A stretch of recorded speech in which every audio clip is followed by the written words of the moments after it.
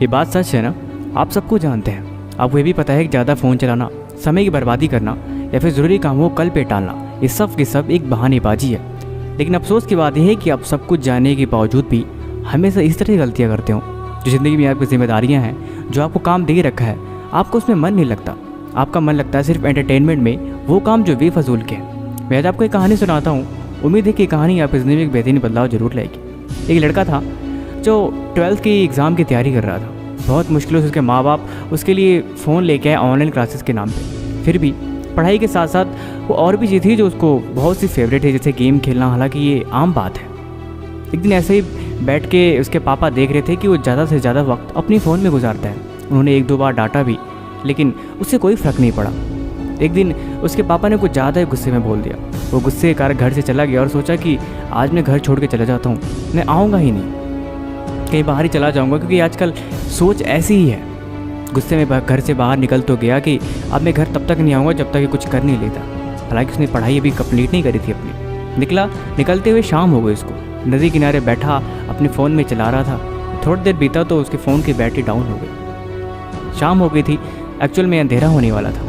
उसने देखा कि बगल में शायद कोई थैला पड़ा हुआ है, शायद कोई मुसाफिर का गिर गया हो, ऐसा उसे मालूम हुआ।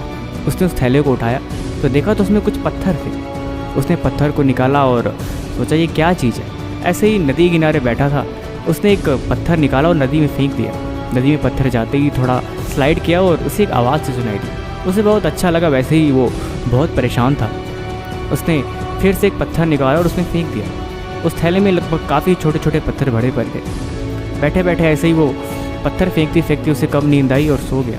सुबह उठा तो देखा कि उसके हाथ में कुछ चमकदार चीज़ है।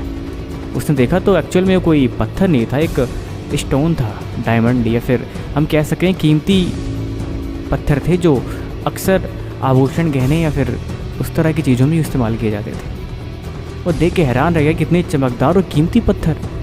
असल में उस पत्थरों की कीमत शायद लाखों करोड़ों रुपए में थी।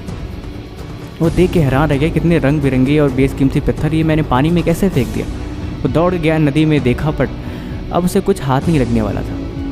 वो बैठ के पछता रहा है कि उसके हाथ में सिर्फ एक ही पत्थर बचा था। लेकिन अब भला क्या कर सकता है। चुपचाप उठ के घर आ गया। उसे बात समझ में आई कि ज़िंदगी में अक्सर हम जिन चीज़ों को मजाक में या फिर समय को बर्बाद करने के लिए हम इस्तेमाल करते हैं, अब जिन तरीक़ों को इस्तेमाल करते हैं, असल में बहुत महंगे होते हैं।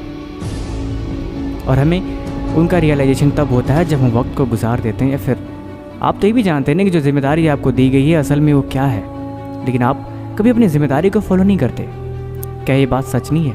ये जितनी आपकी बातें होती हैं उसका 1% भी आपका काम नहीं होता।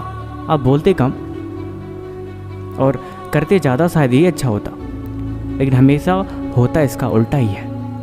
अक्सर चीज़ें गुजर जाने के बाद उसके पछताने का कोई फ़ायदा नहीं होता लाइफ में। बेहतर यही है कि हम वक्त के पहले ही सारी चीज़ों को समझ जाएं। आपका वक्त, आपके पत्थर, आपकी कीमती चीज़ें आपका समय है। आपने समय को बेफजूल काम, वो काम जिन्हें कोई मतलब नहीं, वो चीज़ें जिनकी कोई वैल्यू नहीं, और वो लोग जिनका एक्चुअल में कोई ख़ास मतलब नहीं, उन सब के साथ या फिर उन सब कामों के साथ अपने समय की बर्बादी करना, भला ये कहाँ की समझदारी है। इसलिए बेहतर यही है कि होश में आए और एक्चुअल में ज़रूरी है उन चीज़ों को करें। बाकी फिर भी आपको ये वीडियो कैसे लगे हमें कमेंट बॉक्स में ज़रूर लिखें।